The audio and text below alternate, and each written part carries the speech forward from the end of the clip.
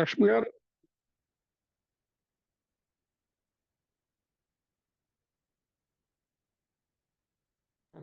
వినబడుతోందా ఇప్పుడు? ఇక్కడ ఒక వ్యక్తి దివ్యజ్ఞాన సమాజంలో ఏ రకంగా మనం తెలుసుకోగలం? ఇప్పుడు మీరు చెప్పిన దాంట్లో మనం తెలుసుకోవాలని తెలిసింది ఏ విధంగా అని ఒక ప్రశ్న వేశారండి. అది ఆన్సర్ చెప్తూ నేను చెప్తున్నాను. ఒకటి స్వాధ్యాయం. స్వ అధ్యాయము అంటే తనకు తానుగా గ్రంథాలు చదవడం ఒకటి. గ్రంథం చదివి ఎలా చదవాలి అంటే కొంచెం చదివి ఎక్కువగా దాని మీద ఆలోచించాలి. ఒక నవల్ చదివినట్టు చదవడం కాదు. కొంత చదివి ఒక గంట సేపైనా దాని మీద మనం మననం చేయాలి. రెండవది మనం ప్రతి నిమిషం చూసుకోవాలి. ఇప్పుడు నాలో అసూయ ఉందా, నాలో ద్వేషం వస్తుందా, ఏ క్షణం కాక్షణం మనం డిఫరెంట్ సిచ్యుయేషన్లో మనలో మార్పులు వస్తూనే ఉంటాయి. అవి మనం గమనించాలి. చచ్చా నాలో ఇలాంటిది వచ్చిందని కండెమ్నేషన్, జస్టిఫికేషన్ లేకుండా చూడడం అన్నది రావాలి. దాన్ని సమగ్రంగా చూడడం వల్ల ఆ లక్షణంలోంచి బయటపడతాం. ఆ విధంగా జీవితంలో మనం పారిపోకుండా మన నుంచి మనం పారిపోవడమే ఎక్కువగా నేర్చుకుంటాం. మనలో మనం ఉంటూ మనం గమనించాలి. కండెమ్నేషన్ అంటే దాన్ని ఖండించకుండా, సమర్థించుకోకుండా అబ్జర్వ్ చేయడం నేర్చుకోవాలి. ఆనాడు మాత్రమే ప్రతిదాన్ని మనం అవగాహన చేసుకోగలం. అవగాహనతో అన్నీ పోతూ ఉంటాయి. అవగాహన చేసుకోనంతసేపు ఆ పర్టికులర్ అంటే మనం ఉన్న స్థితిలో మనం ఉండడం, ఇది బాగోలేదు, ఈ స్థితి అందరు ఏమనుకుంటారు, కోపంగా ఉన్నానంటే నాకు శాంతం కావాలంటే వచ్చేస్తుందా చెప్పండి? ఆపోజిట్గా అనేసుకున్నంత మాత్రంలో వచ్చేస్తుందని భావిస్తున్నాం, కానీ నిజంగా శాంతం వస్తుందా? కనుక కోపాన్ని అవగాహన చేసుకోవాలి, చూడ్డం రావాలి మనకి. ఆ చూసేటప్పుడు మనస్సు నిశ్చలం చెయ్యాలి. అప్పుడు మాత్రమే దాంట్లోంచి బయటపడగలం. ఈ విధంగా మనం స్టడీ చేసుకోవడం రావాలి. మనందరికీ కరువైంది అదే. అందరినీ స్టడీ చేస్తాం, మనం చెయ్యం. మనకు అనవసరం. ఎవరి కర్మ ప్రకారం వాళ్ళ కర్మదేవతలు పనిష్మెంటో రివార్డో ఏవో ఇస్తారు. మన కర్మకి మనమే బాధ్యులం. సో లుకింగ్ ఆల్వేస్ మనం చూడగలగడం అన్నది చాలా ముఖ్యమైన పాయింట్ అండి. ఇది చాలా అద్భుతమైన విషయం సీయింగ్ అన్నది. ఇటు కృష్ణమూర్తి గారు ఈ విషయంలో మనకి చాలా బాగా చెప్తారనమాట. వినేటప్పుడు కూడా వాళ్ళు ఇలా చెప్పారు, మీరు ఇలా చెప్పారని కంపారిజన్ లేకుండా వింటేనే ఆ తక్షణ మార్పు అన్నది మనం బ్యాక్గ్రౌండ్లో ఈ శాస్త్రం ఇలా చెప్పింది, ఇక్కడ ఇలా ఇది ఏమీ లేకుండా వింటే అందులో ఉన్న అద్భుతమైన విషయం ఏదో ఆ క్షణమే జరుగుతూ ఉంటుంది. లిసనింగ్ అంత పవర్ ఉంది. సో వినడం కూడా అవసరమే, తనని తాను అధ్యయనం చేసుకోవడం ఇంకా చాలా అవసరమైన లక్షణం. మీకు నిశ్చలత, సెల్ఫ్ సాక్రిఫైస్ అన్నది చాలా ముఖ్యమండి. భగవద్గీతలో కృష్ణుడు కూడా నిష్కామ కర్మ యోగం చెప్పారు. ఆ కర్మ వల్లనే, నిష్కామ కర్మ వల్ల మనస్సు ప్రక్షాళనం అవుతుంది. పరిశుద్ధమైన మనస్సు అనంతత్వాన్ని అనుభవిస్తుంది. మనస్సులో ఉన్న దోషాలే, అందులో అహం ఒకటి, మనస్సు 4 ఆస్పెక్ట్స్లో పనిచేస్తుంది. ఇగో, థాట్, మెమొరీ అండ్ విశ్లేషణ, ఇవన్నీ మనస్సు పనులే. అహం అన్న దాంతో, అందుకే రమణ మహర్షి ముందు అహం నివృత్తి చేసుకో అంటారు. ఈ అహం మనకి ఎన్ని ఇబ్బందులు పెడుతోందో, ఇతరులకు ఇబ్బందులు వదలండి, ముందు మనకే ఇబ్బంది. ద్వేషం అన్న కరెంట్ మనలో ఉందనుకోండి, ఎలా కాలుస్తుందో మనం అబ్జర్వ్ చేస్తే 2 నిమిషాలు ద్వేషం ఉంచుకోలేము. యాంగర్ అన్న కరెంట్ మన ఎంత బాధ పెడుతోందో చూస్తే 1 మినిట్ యాంగర్ ఉండదు. అందుకని ప్రతి క్షణం మనలో మనం చూసుకుంటాం అనుకోండి, స్ట్రెస్ ఉండదు, టెన్షన్ ఉండదు. మనం ప్లాన్డ్గా వర్క్ పీస్ఫుల్గా బెటర్ వేలో చేస్తాం. కానీ ఫలితం మీద ఎక్కువ తపన పడకుండా, పని బాగా ఉంటే ఫలితం ఆటోమేటిక్ బాగుంటుంది. అప్పుడే నిష్క్రియాయోగం, నిష్కామ కర్మలోంచి నిష్క్రియాయోగం సంభవిస్తుంది. అంటే పని చెయ్యకుండా ఉండలేం కదండి. నిష్కామ కర్మ చెయ్యగా చెయ్యగా చెయ్యగా అది సంభవిస్తుంది. ఓకే అండి, మీ ప్రశ్నకు కొంత సమాధానం దొరికిందా? ఇంకెవరైనా? ఓకే, తప్పకుండా.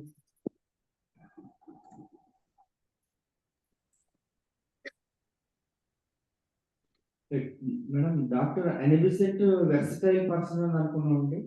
ఈ వెర్సటైల్ అంటే ఈ మల్టీ టాలెంటెడ్ అనే మనకి లక్షణం అది పూర్వజన్మ సంస్కారాల వల్ల వస్తుందా, లేకపోతే ఎవరైనా కామన్ మ్యాన్ కూడా ఈ జన్మలో తన శ్రద్ధాశక్తుల వల్ల కానీ హార్డ్ వర్క్ వల్ల కానీ తన ఈ మల్టీ టాలెంట్ అనేది ఇంప్రూవ్ చేసుకోవచ్చా? ఓకే, బాగుందండి ప్రశ్న. గోపాలకృష్ణ గారు మంచి ప్రశ్నే అడిగారు. సామాన్యంగానండి ప్రెజెంట్లోనే చాలా పనులు జరుగుతాయి, భవిష్యత్తులో కాదు, ఈ క్షణంలో. మనలో పని, మనలో ఎప్పుడైతే మనం చూసుకుంటూ ఉంటామో అప్పుడు నిష్కామంగా మనం హెల్ప్ చేస్తూ ఉంటాం, సేవే పరమ లక్ష్యంగా, ఆటోమేటిక్గా మనలో టాలెంట్స్ పెరుగుతాయి. నిజంగా ఎవరు సేవ చేస్తున్నారో వాళ్ళకి ఈ విషయాలు తెలుస్తాయి. ఎక్కువ సేవ చేసిన వాళ్ళలో చాలా టాలెంట్స్ పెరుగుతాయి, వాళ్ళకి శక్తి సప్లై అవుతుంది. వాళ్ళకి చూసారు కదా, విద్య అన్నది ఎలాంటిదంటే మీరు ఇస్తున్న కొద్దీ పెరుగుతుంది. నచోరహార్యం నచ రాజహార్యం న భ్రాతృభాజ్యం నచ భారకారి వ్యయే కృతే వర్ధత ఏవ నిత్యం విద్యాధనం సర్వధన ప్రధానం. వ్యయే కృతే, స్పెండ్ చేస్తున్న కొద్దీ పెరిగిపోతుంది. ఇటువంటి విద్యాధనం సర్వధన ప్రధానం. మనం చేస్తున్న కొద్దీ అందులో మెళకువలు తెలుస్తాయి. ఆడవాళ్ళకి వంట చేయడం తెలుసు కదండి, మీరు చేస్తున్న కొద్దీ మీరు మెళకువలతో చేయడం నేర్చుకున్నారా లేదా? సో తక్కువ టైంలో ఎక్కువ వర్క్ చేస్తున్నారు. అంతకుముందు ఏదోలా చేసింది ఇప్పుడు ఇంకా పర్ఫెక్ట్గా చేస్తారు. ఈనీ వర్క్ మనం అలాగే చేస్తాం. ఆడవాళ్ళేంటి, మనం ఎన్నో పనులు చేస్తున్నాం, చేస్తూ ఉంటే అందులో మెళకువలు తెలుస్తాయి. తెలుస్తున్న కొద్దీ మనకి ఎప్పుడైతే కామ్యకర్మ కాదో మనలో టాలెంట్స్ పెరుగుతాయి. అప్పుడు మల్టీఫేస్టెడ్ పర్సనాలిటీ, వెర్సటైల్ జీనియస్ అంటారు అలాంటి వాళ్ళని. అంటే మేధావులు, అన్ని రంగాలలో వాళ్ళు మేధావులే. ఎందుకంటే మనలో అలాంటి మనస్సు ఉండాలి, అంటే మనస్థితి ఉండాలి. అది ఏ రంగంలో పెడితే, ఆల్కాట్ గారు చిన్న వయస్సులో వ్యవసాయంలో పెడితే అందులోనే ఆయన గొప్పవాడైపోయాడు. అతన్ని బ్యూరో ఆఫ్ అగ్రికల్చరల్ చైర్మన్ గారు రమ్మని 18 ఏళ్లప్పుడు గ్రీస్ దేశం వాళ్ళు పిలిచారు. అంటే మన తెలివి అది అంత బాగా హెల్పింగ్ అదర్స్లో వినడానికి ఏంటిలాగా ఇతరులకు సాయం చేయమంటారు అనిపిస్తుందండి. చేస్తున్న కొద్దీ మనకు అర్థమవుతుంది ఏంటంటే మనలో చాలా ఉన్నత స్థాయి వస్తుంది. సేవ చేయడం వల్ల చాలా వేగంగా ప్రోగ్రెస్ వస్తుంది. అందులో ప్రేమతో చేస్తే ఇంకా అద్భుతమైన మార్పులు వస్తాయి. ఇందాకలా ఆయన చెప్పినట్టుగా మనం అన్ని రంగాలలో ఎందులో ప్రవేశిస్తే అందులోనే బెస్ట్గా ఉంటాం. ఆ స్థితి మనకు వస్తుంది. అది కామ్యకర్మలో లేదు, నిష్కామ కర్మలోనే ఉంది. ఏమి ఆశించిన సేవలో అంతటి స్థితి ఉంది. ఆ ఎనర్జీ సప్లై కూడా అవుతూ ఉంటుంది, మనం గమనించగలం. మామూలుగా అయితే ఒక్క పని చేసి అబ్బా అలసిపోయినంటారు. నిష్కామ కర్మ యోగి అలసిపోడు, చేస్తూనే ఉంటారు. అతను పని చేస్తున్నానని ఫీల్ అవ్వడు. ఇంకెవరైనా? లక్ష్మి గారు, thoughts and power of thought గురించి చెప్పండి 2 minutes. మన తెలుగు ఫెడరేషన్ సెక్రటరీ రఘురామారావు గారు ఆన్లైన్లో ఉన్నారు. ఆయన ఏం అడుగుతున్నారంటే ఆలోచన యొక్క శక్తి కదండి, అదేనా అడిగారు రఘురామారావు గారు? అంతే. అంటే మన ఆలోచనలు ఎప్పుడు కూడానండి ఒక దాని మీద ఉంచాం. ఎప్పుడు మనం చూస్తుంటే అటు వెళ్తాయి. మన దగ్గర అద్భుతమైన శక్తి ఏంటంటే ఆలోచన శక్తి. మన ఆలోచన అన్నిటినీ సమీకరిస్తే, అంటే ఆలోచనలని ఆ శక్తిని మనం సమీకరిస్తే ఇటు అని మనం నిస్సత్తు అయిపోతాం. ఇంత భోజనం చేసిన నీరసం. మనం గమనించింది ఏంటంటే ఆలోచన రూపంలో శక్తి చాలా ఖర్చు అయిపోతుంది. కానీ మనం క్యాలిక్యులేట్ చెయ్యం, లెక్క పెట్టుకోం. ఆ శక్తిని మనం కానీ ఇలాంటి డిసిపేటెడ్ థాట్స్ కంటే ఇటు వెళ్ళే అనవసరమైన ఆలోచనలకు వినియోగించకపోతే మానవుడి దగ్గర అద్భుతమైన శక్తి ఉంది. ఎక్కడో దూరంగా ఉన్న వ్యక్తికి మన ఆలోచనలతో ఆ శక్తి పంపించి వాళ్ళని బాగు చేయగలం. వాళ్లలో జీవితం పట్ల విముఖత వచ్చిన వ్యక్తిని భౌతిక శరీరం అక్కడికి వెళ్లకుండానే ఇక్కడి నుంచి మనం రిమోట్ లాగా వాళ్ళని బాగు చేయగలం. అలాగే కాకుండా మనం ఎప్పుడు కన్స్ట్రక్టివ్ థాట్స్తో ఉంటే, నిరంతరం సత్యమే మనం జీవితంలో జీవిస్తూ ఉంటే మన కణాల్లో మార్పు వస్తుంది, మన రేడియేషన్లో మార్పు వస్తుంది, హృదయంలో ప్రేమ పెరుగుతుంది, ప్రేమను రేడియేట్ చేసే సెంటర్గా అవుతాం. ఆ వ్యక్తి ఉన్న దగ్గర బ్యాలెన్స్ అయిపోతూ ఉంటుంది అంతా. నోటితో మాటలు అక్కర్లే, 5 నిమిషాలు కూర్చుని వెళ్ళిపోతే చాలు, ఆ అట్మాస్ఫియర్లో బ్యాలెన్స్ వచ్చేస్తుంది. అంతటి పవర్ మన దగ్గర ఉంది. కానీ మనం తెలియదు, మనకి నాకేమీ లేదు అంటాం. మన దగ్గర అద్భుతమైన శక్తులు ఉన్నాయి. ఆలోచన శక్తి ఎంత గొప్పదంటే ఆ శక్తితో మనం ఎంతో అద్భుతమైన పనులు చేయగలం. మన జీవితంలో మనని మనం చూసుకోవడం, పూర్తి ఆలోచనలన్నిటినీ నిగ్రహించితే ఆ శక్తితో మన లోపలికి చూసుకుంటే ఆ పరమాత్మ తత్వం అన్నది ఇప్పుడే మనకు అనుభవంలోకి, నేను లేని స్థితికి వెళ్ళిపోతాం. మనం డిసిపేటెడ్ ఎనర్జీ వల్ల మనం వెళ్ళలేకపోతున్నాం. ఎనర్జీస్ డిసిపేట్ కాకుండా ఆలోచనల రూపంలో అవన్నిటినీ నిశ్చలం చేస్తే అనంతమైన శక్తి, మనకి శక్తి లేని పరిస్థితే ఉండదండి. నిరంతరం శక్తివంతులుగా ఉంటాం. ఇలా అద్భుతమైన కార్యాలు చేయగలం. ఇంకా చాలా మంది ఆలోచనలతోటి ఆ శక్తిని కాన్సన్ట్రేట్ చేసి వస్తువులను కదుపుతున్నారు. అవన్నీ మనం చెయ్యొద్దు, ఎందుకంటే అవన్నీ అవసరం లేని పనులు. ఇలా వేలుతో కదపగలిగిన దాన్ని కళ్ళతోటి ఆలోచనలు అంటే చెప్తున్నాను. అంతటి శక్తి మన దగ్గర ఉంది, కానీ అనవసరం. అవసరమైన దగ్గర ఉపయోగించితే నిస్పృహలో ఉన్న వాళ్ళకి, దుఃఖంలో ఉన్న వాళ్ళకి ఒక ఎంకరేజ్మెంట్ ఇవ్వడానికి, వాళ్ళని కార్యోన్ముఖులుగా చేయడానికి కావలసిన శక్తి మనం సప్లై చేయగలం. ఎన్నో చేయగలమండి. ఇక్కడ శరీరం, భౌతిక శరీరం వెళ్లకుండా మనం అనంతమైన పనులు చేయగలం. ఆ శక్తి మన అందరి దగ్గర ఉంది, ఒక్కరి దగ్గర కాదు, అందరి దగ్గర. ఓకే రఘురామారావు గారు. ఇంకో ఆయన ఎవరు అడుగుతారండి? Thank you.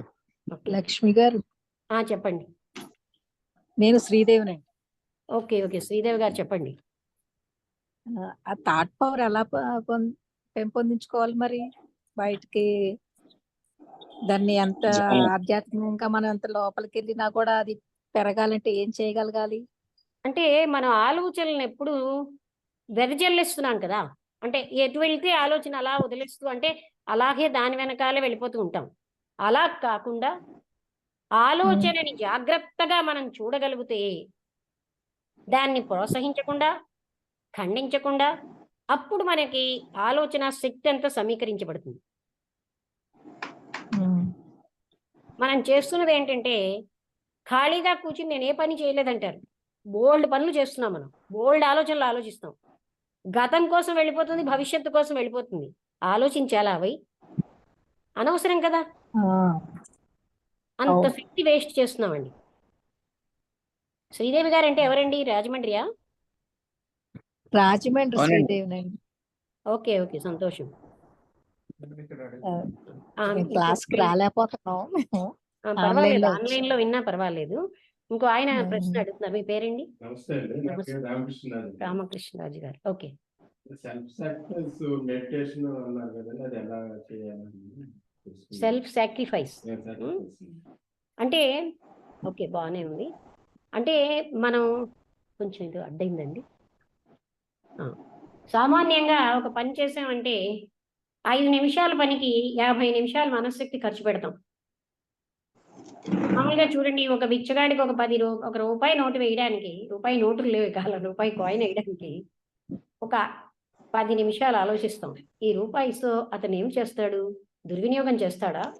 మనమేమో వందలు వేస్ట్ చేసినా పర్వాలేదు, ఒక్క రూపాయి వేసినప్పుడు అంత ఆలోచించిస్తాం.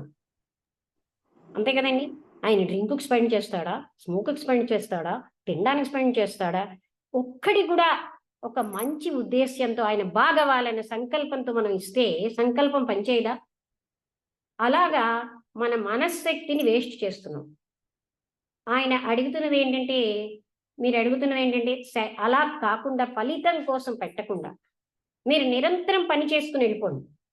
దానికి రవీంద్రనాథ్ ఠాగూర్ ఏమంటారంటే, wear the tyreless striving stretches it's arms towards perfection.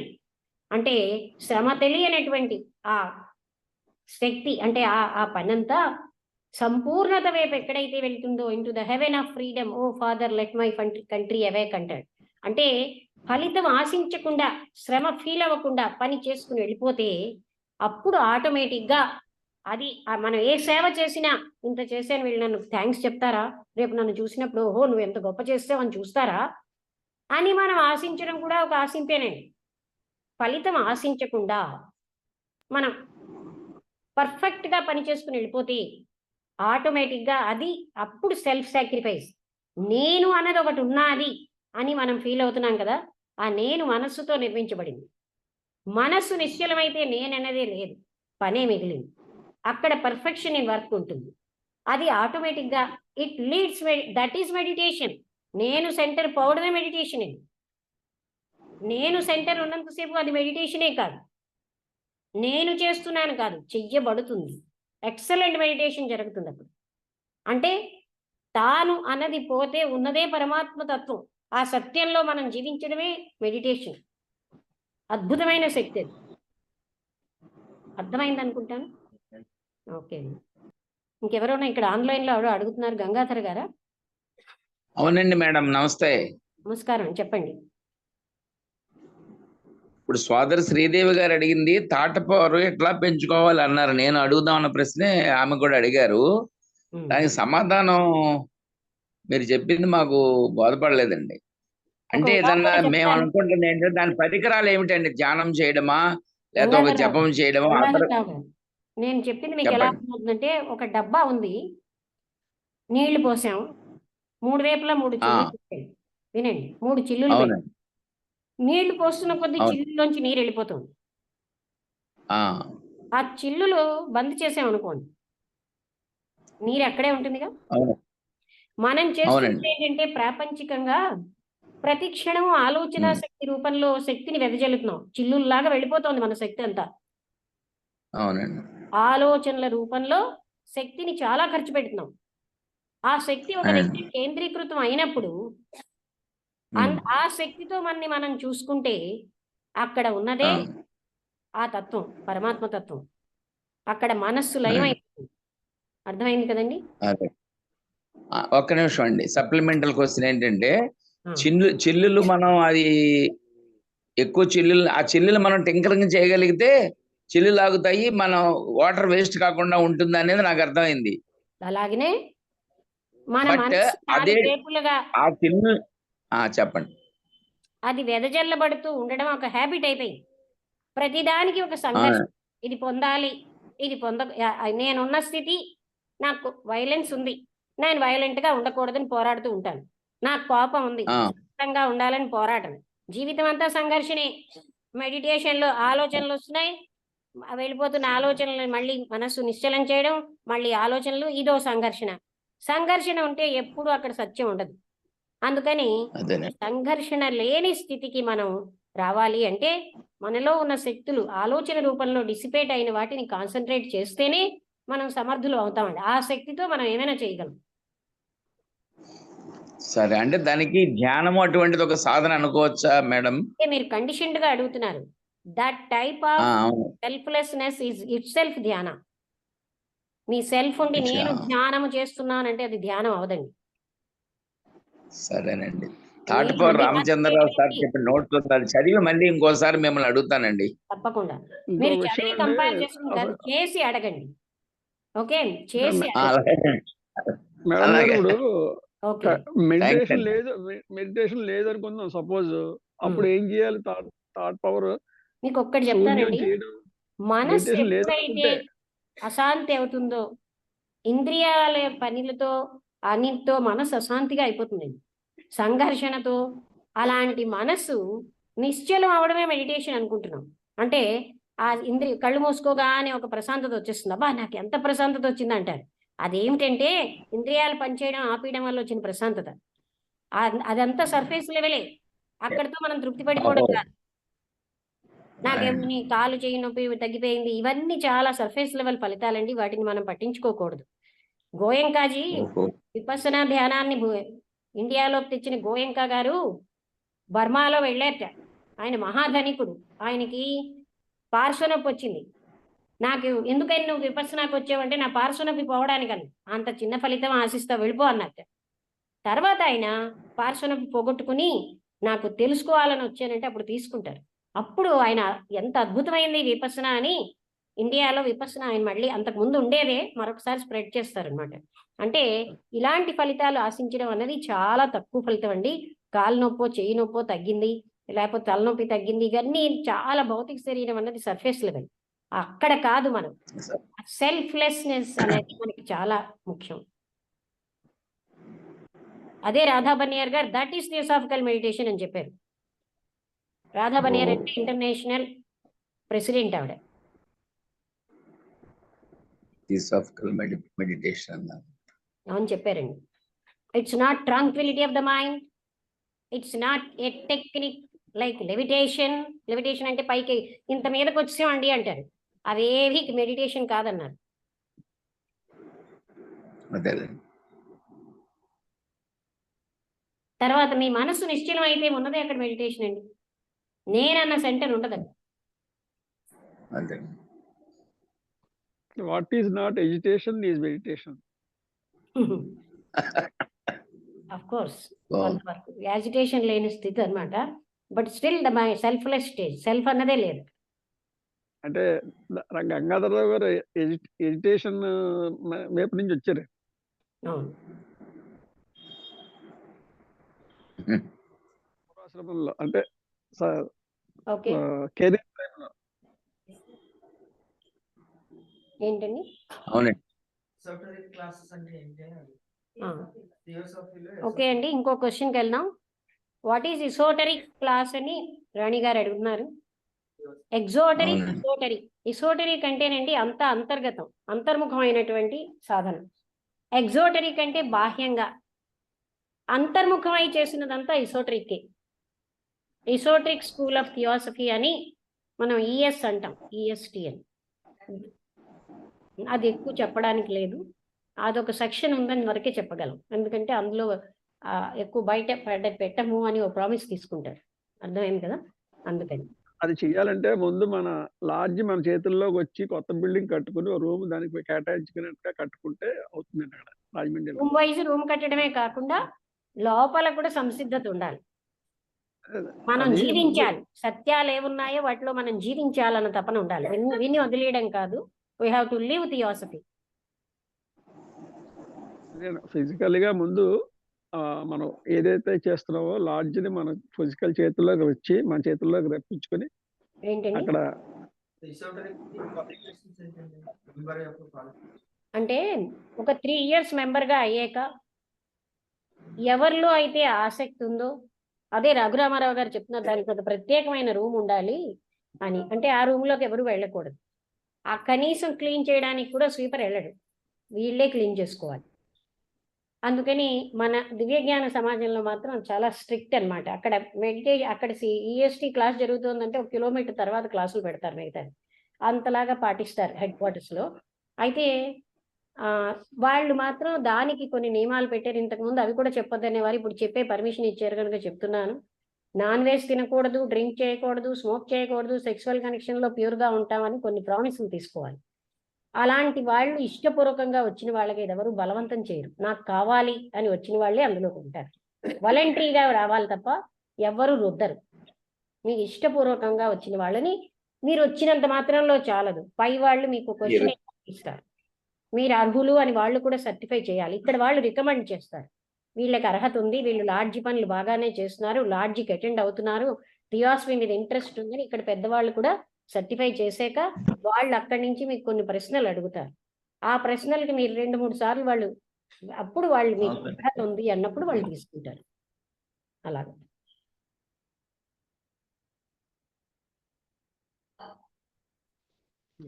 Tea అండి, సంతోషం. టీ బ్రేక్ అయిందా అయితే? చెప్పండి, ఇంకేమైనా క్వశ్చన్స్ ఉంది? మీకు అర్థమైందా? ఇంకే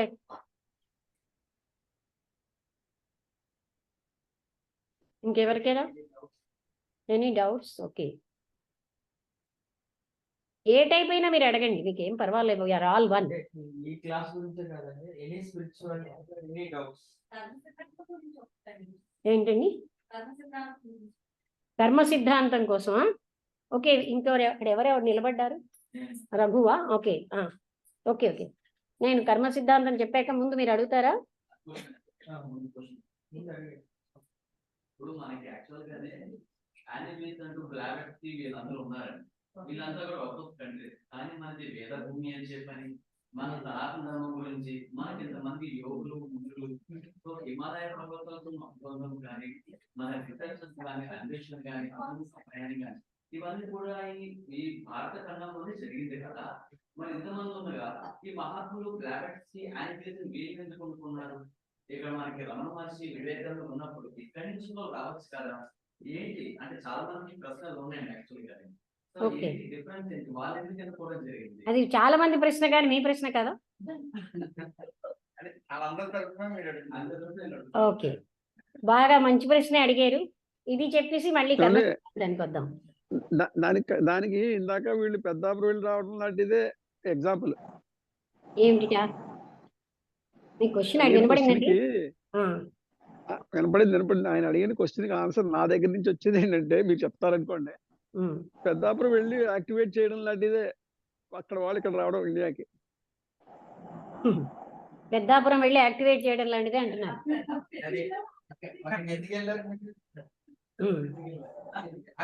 చెప్పండి. అయితే మహాత్ములు ఏం చెప్పారంటే, మేడం బ్లవెట్స్కీలో కల్నల్ ఆల్కాట్ గారిలో వాళ్ళు చూసిన లక్షణాలు ఏంటంటే, సత్య తపన, సత్యం కావాలి కావాలి అని సామాన్యమైన తపన కాదు, చాలా ఇంటెన్స్ తపన. తర్వాత నిస్వార్థ సేవాపరత్వం, ఏమీ ఆశించకుండా, ఇప్పుడు ఇంతసేపు అదే మాట్లాడుకున్నాం కదా. మూడవది గురు సేవాపరత్వం. ఈ 3 లక్షణాలు ఉన్నాయి కనుక ఎంచుకున్నాం. అయితే ఆ లక్షణాలు అంటే ఏమైనా చెయ్యగడం సేవ కోసం. తర్వాత గురువు అంటే అనంతమైన ఆవిడ గురువు కళ్ళతో ఇప్పుడు కాదు కలవడం అనగానే మానేశారు. ఇంత పెంకి ఆవిడ గురువు దగ్గర మాత్రం గురు సేవాపరత్వం కలిగి ఉండేవారు మేడం బ్లవెట్స్కీ. అది ఈ అర్హతలు ఉన్నాయి కనుక వాళ్ళని తీసుకున్నారు. వాళ్ళు చెప్పారండి, మేము కొన్ని శతాబ్దాలే వెతుకుతున్నాం సరైన వ్యక్తి కావాలని, మాకు వీళ్ళు దొరికారని చెప్పారు ఒకసారి ఒక దగ్గర ఎక్కడో. అంటే వాళ్ళకి కావలసిన అర్హతలు ఏంటి అంటే సత్య తపన, నిస్వార్థ సేవాపరత్వం, గురు సేవాపరత్వం. మనం గోల్డెన్ స్టేజ్ లో చెప్తాం కదా, గురుని యందు సత్యం ఉన్నదని నమ్మినప్పుడు ఆ సత్యం యొక్క ఆజ్ఞలను మనఃపూర్వకముగా అనువర్తించుట. వాళ్ళు అలాంటి ఆజ్ఞలు అనువర్తించారు. ఆ లక్షణాలు ఉన్నాయి కనుక తీసుకున్నారు. ఇంకా మీరు అడిగిన కర్మ సిద్ధాంతం మీకు క్లారిఫై అయిందా రఘు?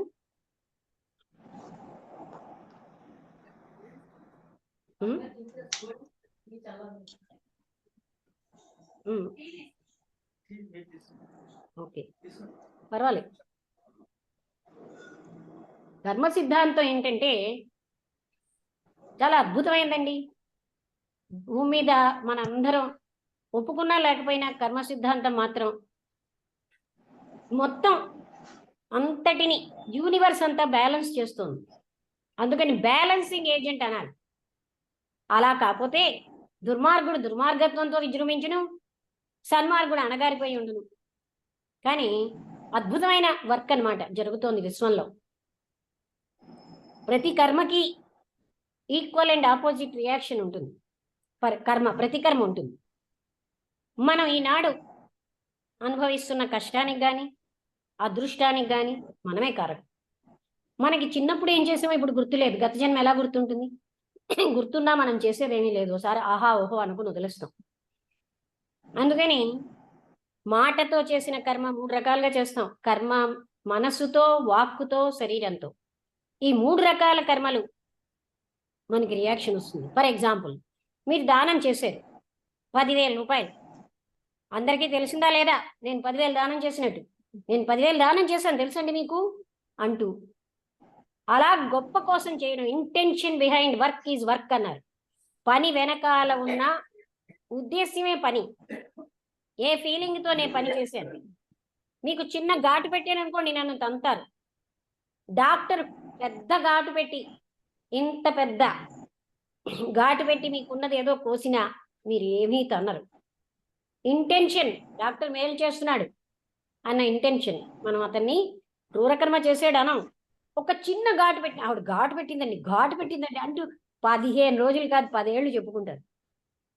అంటే ఇంటెన్షన్. నేను కోపంతో పెడితే చిన్నపిల్లాడు కూడా గట్టిగా కొట్టండి ప్రేమగా, ఏమంటూ కోపంగా ఇలా అనండి, ఇలా చూస్తాడు, ఆ ఏడుస్తాడు. అంటే ఇంటెన్షన్ ఈజ్ కర్మ. అర్థమైంది కదండి? మన పని వెనకాల ఏ ఉద్దేశంతో చేస్తున్నామో అదే కర్మ. అందుకని మనం ఏమనుకుంటాం, ఆ 10,000కి కర్మ ఎలా వస్తుంది, మనకు కూడా రేపు డబ్బులు వస్తాయి, సుఖం ఉండదు. ఈ జన్మలో నేను బోల్డ్ దానాలు చేశాను, నాకు వస్తాయి, కానీ గొప్ప కోసం చేశానుగా, నాకు శాంతి ఉండదు. కర్మ ఫలితాలు అలా వస్తాయి. అక్కడ తూచా తప్పకుండా ఇస్తారండి కర్మదేవతలు, లిపికాస్ అంటారు దివ్యజ్ఞాన వాంగ్మయంలో. వాళ్ళు తూచా తప్పకుండా ఇస్తారు, నేను ఏమి ఇవ్వక్కర్లేదు, వాళ్ళు ఉన్నారు ఆ పనులు చేసుకోవడానికి. వీళ్ళకి నేను బుద్ధి చెప్పకపోతే బుద్ధి ఎలా వస్తుంది అనుకుంటాం, అహంకారంలో. వాళ్ళకి బుద్ధి వస్తుందండి, టైంలీ వచ్చేటట్టు అవుతుంది. మన అహం కొద్దీ మనం చెప్పకపోతే వాళ్ళకి బుద్ధి రాదనుకుంటాం, వస్తుంది. ఆ కర్మకి రిజల్ట్ వస్తుంది. జ్ఞానం ఉన్నవాళ్ళు ఈ కర్మ నేను చేశాను, నాకు ఇలా వచ్చింది అనుకుంటారు. కామలోకంలో కూడా అయ్యో ఇలాంటి దుష్కర్మాలు చేశాను కనుక ఇంత బాధపడుతున్నానని తెలుస్తుందండి. అంటే చాలా బాధ అనమాట. వాళ్ళు 7 ప్లేన్స్ ఉంటాయి ఒక్కొక్క దీంట్లో. ఒక్కొక్క ప్లేన్లో వెళ్ళేటప్పుడు వాళ్ళు ఫస్ట్ ప్లేన్లో చాలా బాధపడతారు. అంటే ఆ దుష్కర్మ చేసిన వాడు, ఫర్ ఎగ్జాంపుల్ హత్యలు చేసిన వాడు, డ్రంకాడు చాలా బాధపడుతుంటారు. తెలిసి నేరం చేసిన వాళ్ళు, తెలిసి ఇతరుల్ని బాధ పెట్టిన వాళ్ళు చాలా బాధ అనుభవించారు. అది తెలిసింది అనుకోండి, మన జీవితం సరి చేసుకుంటాం కదా. అందుకని కర్మ సిద్ధాంతం మనకి డైరెక్ట్ కర్మ ఏంటంటే, ఒక ఎవడైనా మనతో రఫ్గా మాట్లాడితే మనం ప్రేమగా మాట్లాడం. అందుకని కర్మకి రిటర్న్ అలాగే. కానీ యాక్చువల్గా ప్రేమగా మాట్లాడడం బట్టే ఒకసారి వాడు చేతకాని వాడు అనుకుంటాడు మనని. రాను వాళ్ళలో కూడా మన యొక్క ఫోర్స్ వెళ్తుందండి. ఒకవేళ మనలో అలా ఉంటే, వెళ్తుందా లేదా, నేను ఇంత దాకా సైలెంట్గా ఉన్నాను అన్న అహంకారంతో కాదు, ఆటోమేటిక్గా అద్భుతమైన పని జరుగుతుంది మనలో నిజమైన శాంతి ఉంటే. అదే ఎగ్జాంపుల్ మనందరికీ తెలుసు, బుద్ధుడు అంగుళీమాల దగ్గర అతన్ని చంపేసి అందరినీ, అంగుళం అంటే బొటకన వేలిని హారంగా ధరించేవాడు. నన్ను చంపి ఇవాళ్ళని వెళ్తాడు బుద్ధుడు.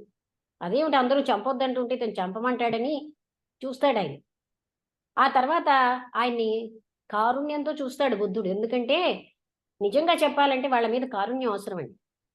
అసలు కఠినాత్ముల మీదే కారుణ్యం అవసరం.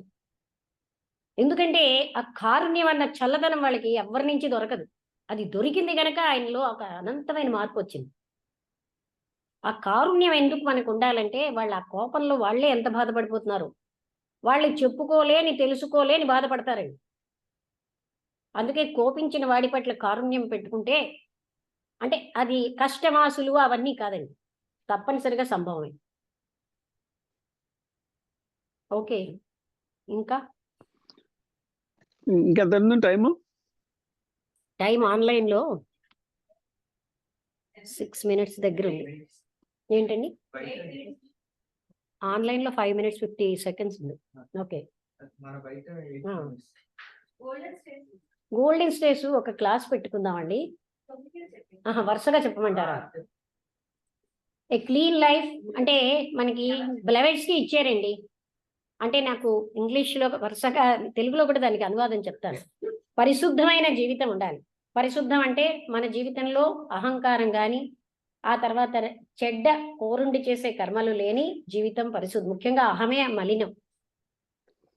తర్వాత ఏదైనా ఓపెన్ మైండ్ అంటారు, తెలుసుకోవడం, తీవ్ర జిజ్ఞాస, అనాచ్ఛాదితమైన, అంటే నేను పైకి ఆధ్యాత్మిక ఉపలబ్ధి ఎలా ఉండాలి, నాకు సత్య తపన ఉండాలి తప్ప అందరికీ తెలుసుకోవడం కోసం నేను అందరి దగ్గర తెలుసున్నట్టు ఉంటాను, అది ఆచ్ఛాదితం. అంటే మనం ఎప్పుడు కవర్ చేసుకుంటూ ఉంటాం మనకి లేనిది ఉన్నట్టుగా. అలా కానటువంటి ఆ తపన. ఏ clean life, an open mind, A pure heart, పరిశుద్ధమైన పవిత్రమైన హృదయం. అలాగే అన్వైల్డ్ అంటే ఇతరుల ఏ రకమైన ముసుగులు లేనటువంటి ఆధ్యాత్మిక ఉపలబ్ధి. ఇదంతా కూడానండి కొంచెం టైం అది వివరించి ఒక్కొక్కటే బోల్డ్ అన్ని రోజులు అవుతుంది, ఒక రోజు అవుతుంది. అయినా కూడా నేను టూకీగా ఆవిడ చెప్పమన్నారని చెప్తున్నాను. అలాగనే మనం ఏంటంటే సహాధ్యాయుల పట్ల సోదర భావం, వాళ్ళకంటే నేను ఎక్కువ నేను తక్కువ ఆ భావన వదిలేయాలి. మనం కూడా ఒకప్పుడు అలాగే ఉన్నాం. ఈనాడు మనం ఏదో పైకి కొంచెం రావచ్చు, కానీ పైకి వచ్చామని అహం లేకుండా సహాధ్యాయుల పట్ల సోదర భావం, సలహాని బోధనని ఇవ్వడానికి పుచ్చుకోవడానికి సిద్ధంగా ఉండాలి. నేను ఎప్పుడు సలహాలే ఇస్తాను, నాకెవరి సలహా అక్కర్లేదు అన్నది అహమే. అవసరమైతే సలహా తీసుకోగలగాలి, ఇవ్వాలి. అలాగే మూలతత్వాలని నిర్భయంగా చెప్పగలగాలి.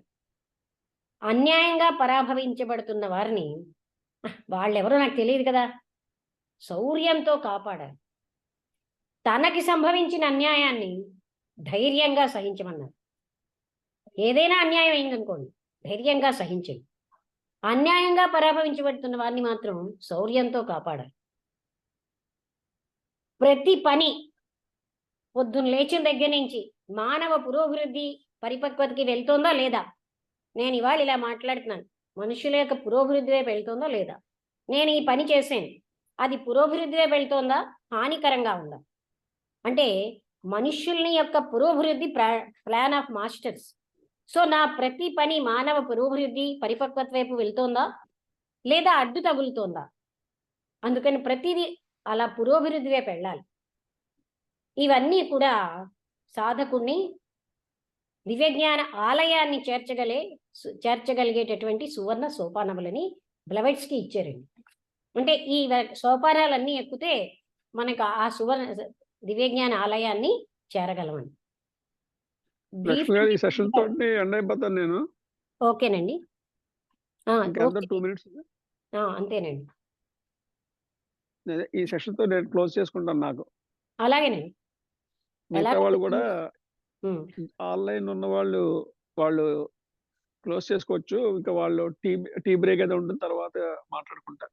టీ బ్రేక్ అయిపోయిందండి, మాది ఇప్పుడే అయిపోయింది. బ్రేక్ లేదు. అయితే అదే 3 సెషన్స్ అయిపోయాయి. జూమ్ కూడా అయిపోతే అయిపోయినట్టే. ఇక్కడ కూడా ఇంకేదైనా ఎవరైనా అడుగుతారా? ఇంకేం లేదా? ఓకే. ఇంకేమైనా క్వశ్చన్స్ ఉన్నాయండి? ఎవరైనా ఎనీ డౌట్స్?